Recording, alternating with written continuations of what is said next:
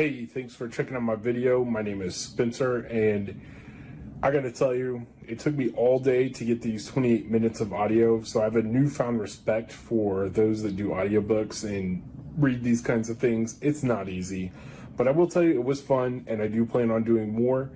So please let me know if you like it or what I could do better. Additionally, I will, as I mentioned at the end, revisit the math at some point. And yeah, just let me know what you'd like to see next or what I could do better. Thanks. I hope you enjoy. Bitcoin, a peer-to-peer electronic cash system. Abstract. A purely peer-to-peer version of electronic cash would allow online payments to be sent directly from one party to another without going through a financial institution. Digital signatures provide a part of the solution, but the main benefits are lost if a trusted third party is still required to prevent double spending. We propose a solution to the double spending problem using a peer-to-peer network. The network timestamps transactions by hashing them into an ongoing chain of hash-based proof of work, forming a record that cannot be changed without redoing the proof of work. The longest chain not only survives a proof of sequence of events witnessed, but proof that it came from the largest pool of CPU power. As long as the majority of CPU power is controlled by the nodes that are not cooperating to attack the network, they generate the longest chain and outpace attackers. The network itself requires minimal structure. Messages are broadcast on a best effort basis, and nodes can leave and rejoin the network at will, accepting the longest proof of work chain as proof of what happened while they were gone. 1. Introduction. Commerce on the internet has come to rely almost exclusively on financial institutions serving as trusted third parties to process electronic payments. While the system works well enough for most transactions, it still suffers from the inherent weakness of the trust-based model. Completely non-reversible transactions are not really possible, since financial institutions cannot avoid mediating disputes. The cost of mediation increases transaction cost, limiting the minimum practical transaction size and cutting off the possibility for small casual transactions. And there's a broader cost in the loss of ability to make non-reversible payments for non-reversible services. With the possibility of reversal, the need for trust spreads. Merchants must be wary of their customers, hassling them for more information than they would otherwise need. A certain percentage of fraud is accepted as unavoidable. These cost and payment uncertainties can be avoided in person by using physical currency, but no mechanism exists to make payments over a communications channel without a trusted party. What is needed is an electronic payment system based on cryptographic proof instead of trust, allowing any two parties to transact with each other without the need for trusted third parties.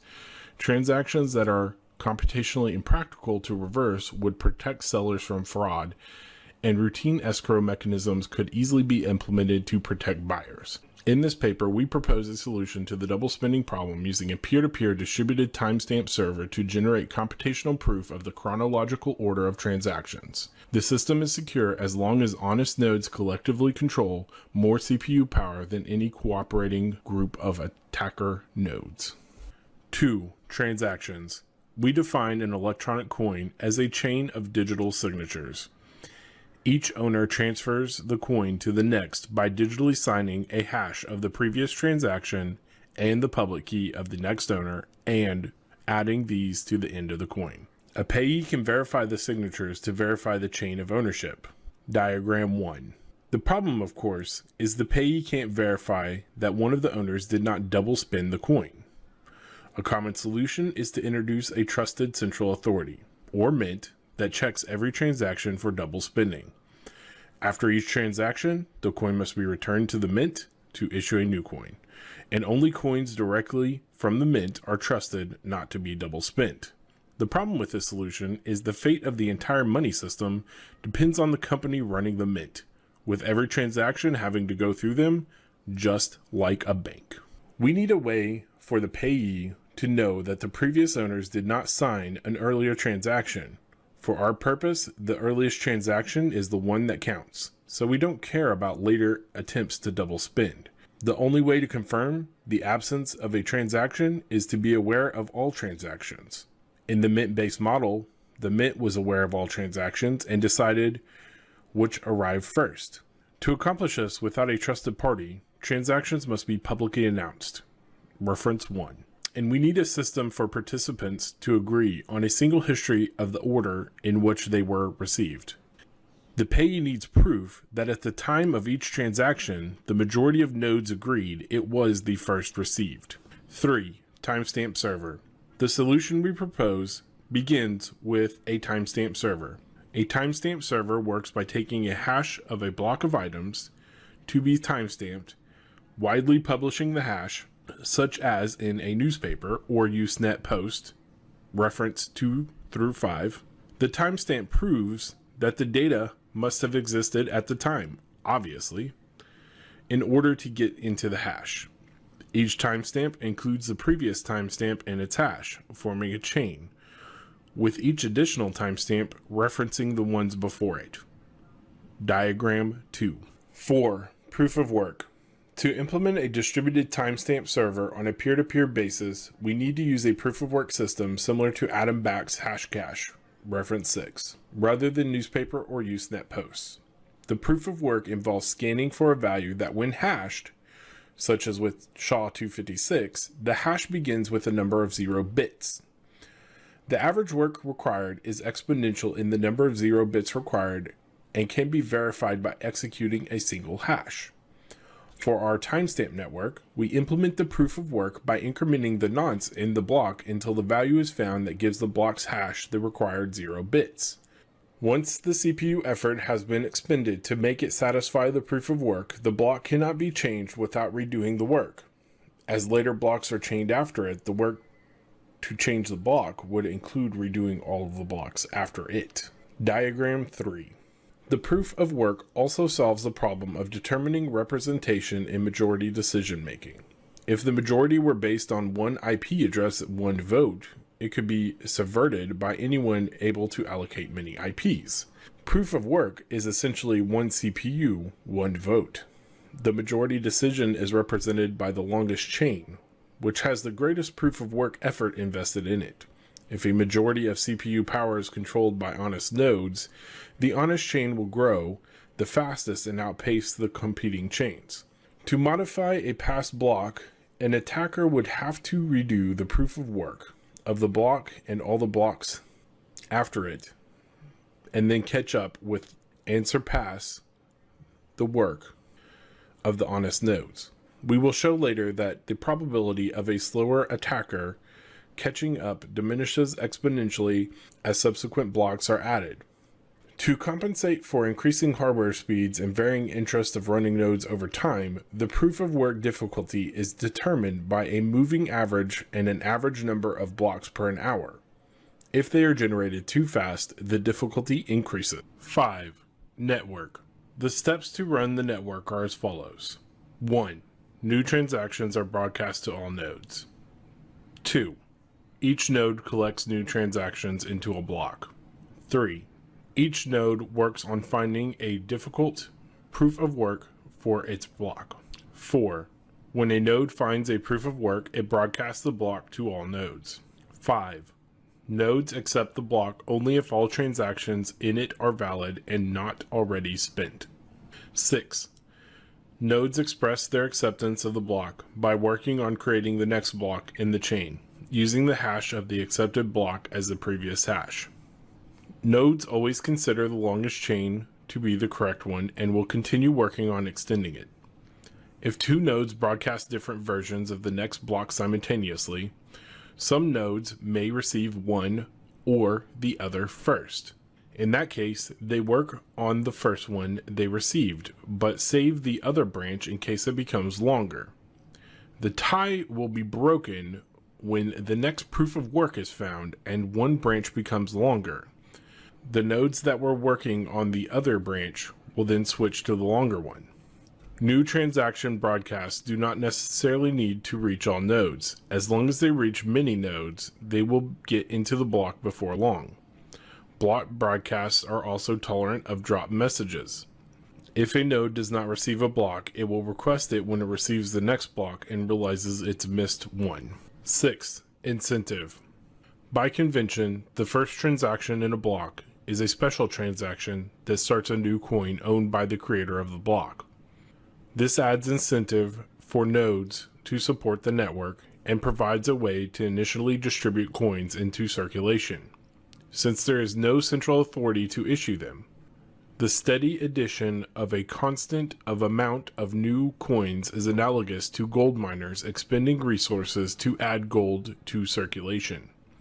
In our case, it is the CPU time and electricity that is expended. The incentive can also be funded with new transaction fees.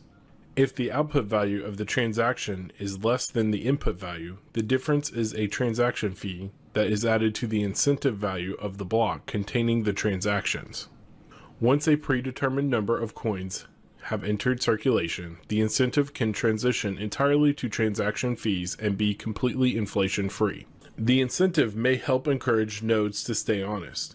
If a greedy attacker is able to assemble more CPU power than all the honest nodes, he would have to choose between using it to defraud people by stealing back his payments or using it to generate new coins. He ought to find it more profitable to play by the rules. Such rules favor him with more new coins than everyone else combined, than to undermine the system and the validity of his own wealth. 7. Reclaiming disk space. Once the latest transaction in a coin is buried under enough blocks, the spent transaction before it can be discarded to save disk space. To facilitate this without breaking the block's hash, transactions are hashed into Merkle trees. Reference 7, reference 2, and reference 5. With only the root included in the block's hash, old blocks can then be compacted by stubbing off branches of the tree. The interior hashes do not need to be stored. Diagram 4. A block header with no transactions would be about 80 bytes. If we suppose blocks are generated every 10 minutes, 80 bytes times 6 times 24 times 365 equals 4.2 megabytes per year. With computer systems typically selling with 2 gigabytes of RAM as of 2008 and Moore's law predicting a current growth of 1.2 gigabytes per year, storage should not be a problem even if the block headers must be kept in memory. 8. Simplified payment verification. It is possible to verify payments without running a full network node. A user only needs to keep a copy of the block headers on the longest proof of work chain, which he can get by querying the network nodes until he's convinced he has the longest chain, and obtain the Merkle branch linking the transactions to the block it's timestamped in.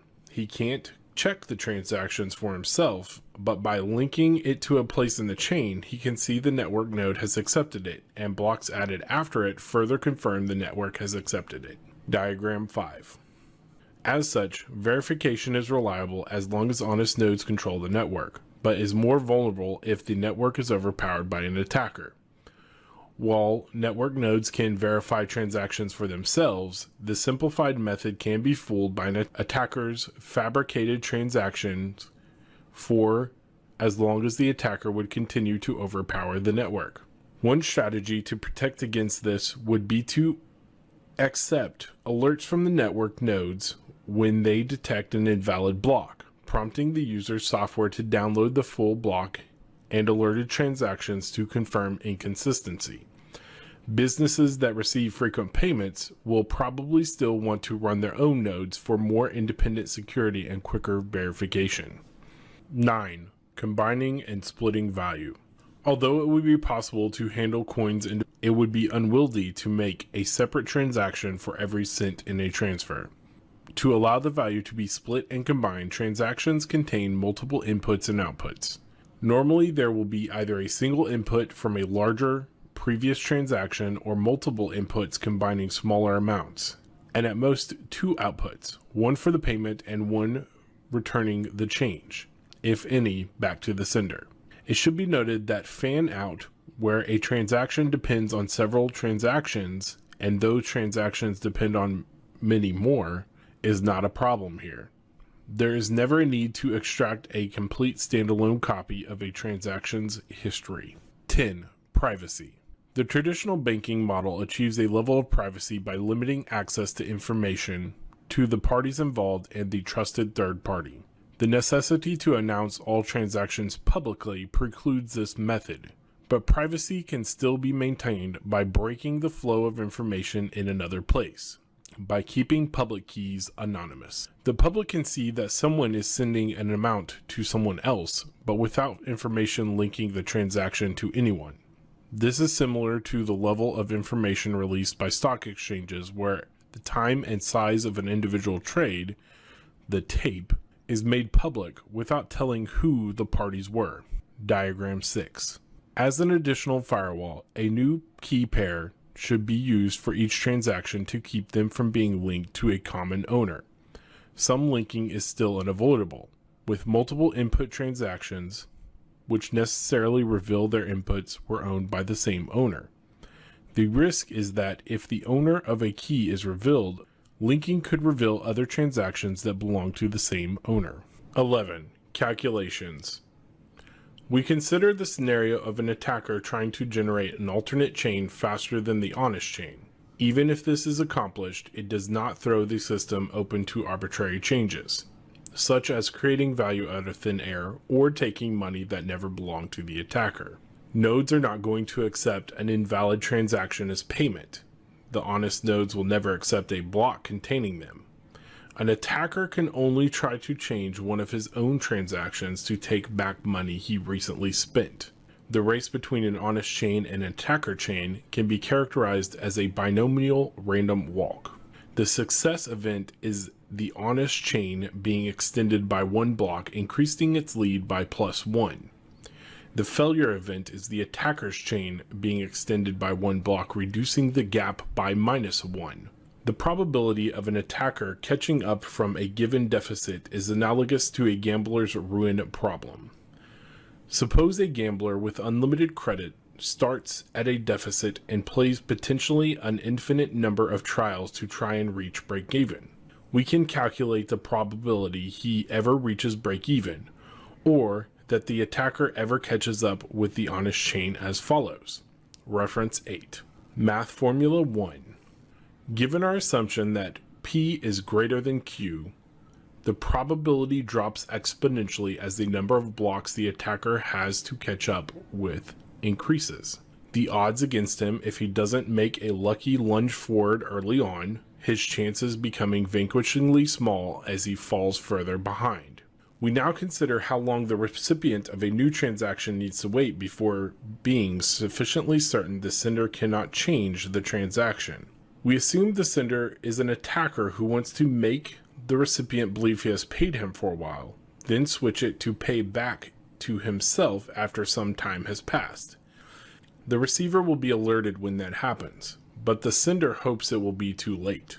The receiver generates a new key pair and gives the public key to the sender shortly before.